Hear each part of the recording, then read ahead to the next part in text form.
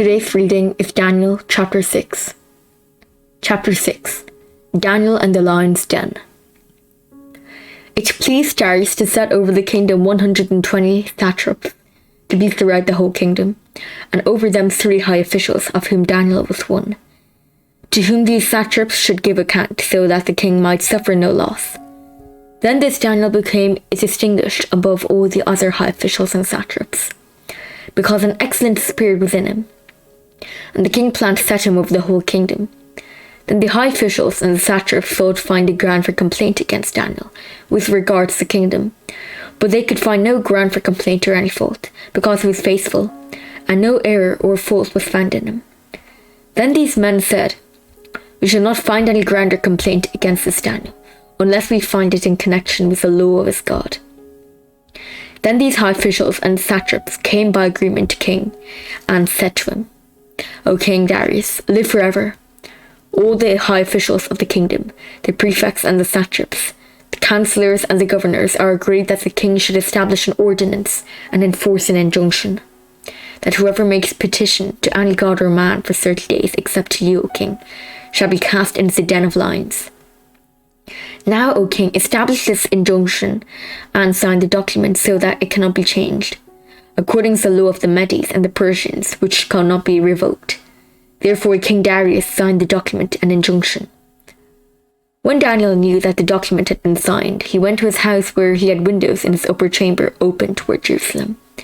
He got down on his knees 3 times a day and prayed and gave thanks before his God, as he had done previously. Then these men came by agreement and found Daniel making petition and plea before his God. Then they came near and said before the king concerning the injunction, "O king, did you not sign an injunction that anyone who makes petition to any god or man within 30 days, except to you, O king, should be cast into the den of lions?" The king answered and said, "The thing stands fast, according to the law of the Medes and Persians, which cannot be revoked."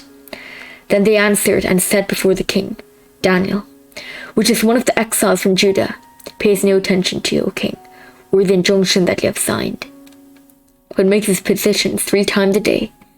Then the king, when he had heard these words, was much distressed, and set his mind to deliver Daniel, and laboured till the sun went down to rescue him.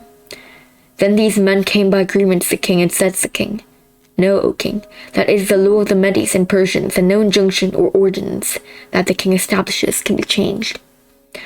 Then the king commanded, and Daniel was brought and cast into the den of lions. The king declared to Daniel, "May your God, whom you serve continually, deliver you." The stone was brought and laid on the mouth of the den, and the king sealed it with his own signet and with the signet of his lords, that nothing might be changed concerning Daniel. Then the king went to his palace and spent the night fasting. No diversions were brought to him, and sleep fled from him. Then at break of day the king arose and went in haste to the den of lions. As he came near to the den where Daniel was, he cried out in a tone of anguish. The king declared to Daniel, "O Daniel, servant of the living God, has your God, whom you serve continually, been able to deliver you from the lions?" Then Daniel said to the king, "O king, live forever.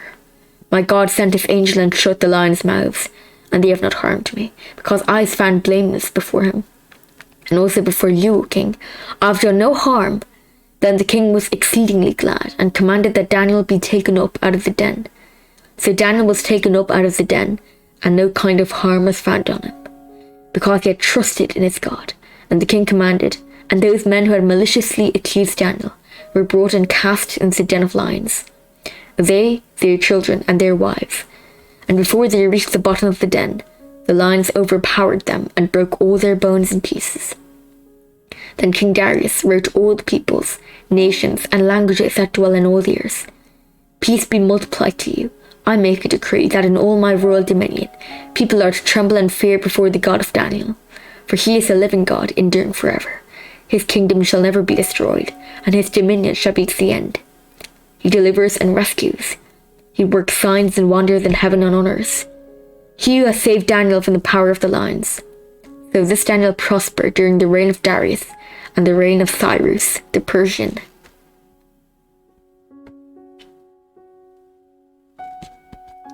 This is the word of the Lord. Amen.